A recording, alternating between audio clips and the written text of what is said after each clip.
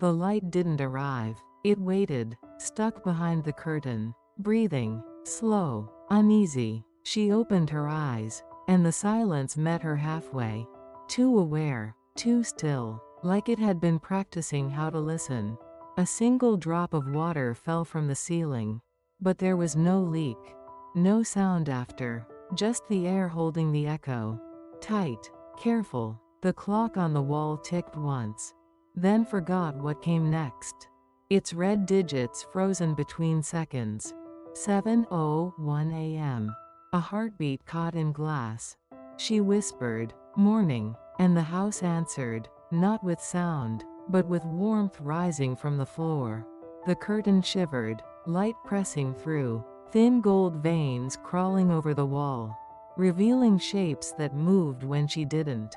She turned. The mirror across the room shimmered, a breath fogging its surface from the inside. Her reflection blinked once, then smiled before she did. The hum began low, a pulse deep in the walls. Steady, ancient, alive. She whispered, "Is someone here?" And the air inhaled, as if it had been waiting to answer. Her heartbeat stumbled, then found a new rhythm, one that wasn't hers, but matched the sound beneath the floor. The shadow beside the dresser shifted, not away, but closer, and in that stillness, she realized the house had already woken first. The room was quiet again, but not empty. The sound from before was gone, yet its shape still lingered in the air, like breath that refused to fade. She sat on the edge of the bed, hands still, eyes fixed on the mirror, waiting for her reflection to remember her.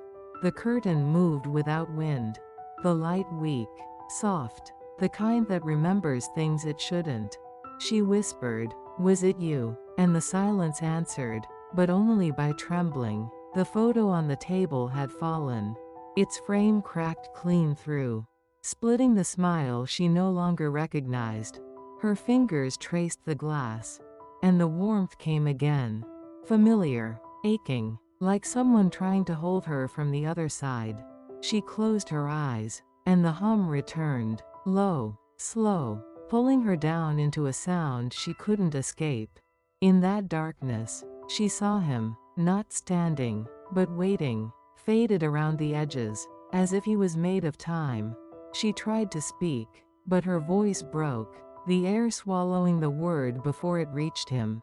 The silence grew heavier, the kind that doesn't come from outside, but from memory itself, forgetting where it belongs. She opened her eyes, the mirror still fogged, but there was no reflection now, just light, soft, lonely. Her hand reached out, and for a moment, the glass felt like skin, warm, trembling, alive. She whispered, "I remember you," and the air replied, "I wish you didn't." The hum fell silent, the light dimmed, and in that stillness, she realized the sound she kept hearing was her own heartbeat trying not to stop. The hum didn't return, it exploded, a single vibration tearing through the floor, racing up the walls, shaking every nail that had ever held a secret.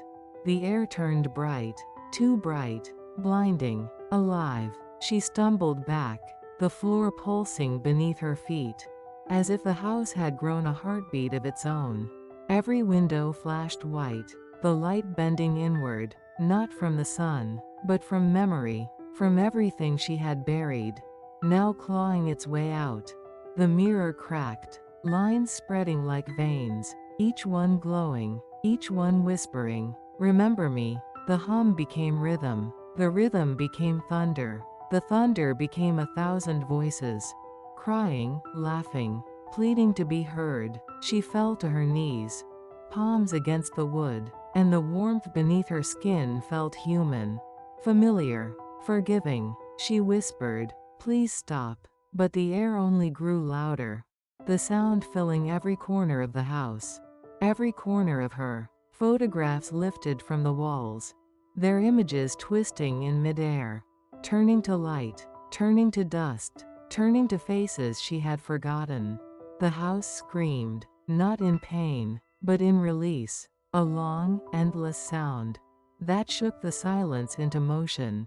Her tears rose before falling, suspended in gold, each drop reflecting a different version of her. Younger, older, broken, whole. She screamed his name, and the world responded, not from outside, but from inside her, a voice layered with every memory she had refused to say aloud. The air cracked, time folded, the walls bent, and through the light, she saw him. He wasn't standing, he was becoming, a figure built from sound and breath and memory, each detail flickering between now and then. She reached out, and when her hand met light, it didn't burn, it pulsed, soft, warm, human. He spoke, not in words, but in feeling. You never left, you just stopped listening. The room burst open, every beam glowing, every shadow fleeing, the silence collapsing into one single note, a hum that sounded like forgiveness. She cried, not from pain, but from the weight lifting, from the air finally moving through her lungs. Without fear, the light folded inward, slow, golden, settling around her like a blanket. And for the first time, the house exhaled, a long, quiet, human breath. Warm, final, free.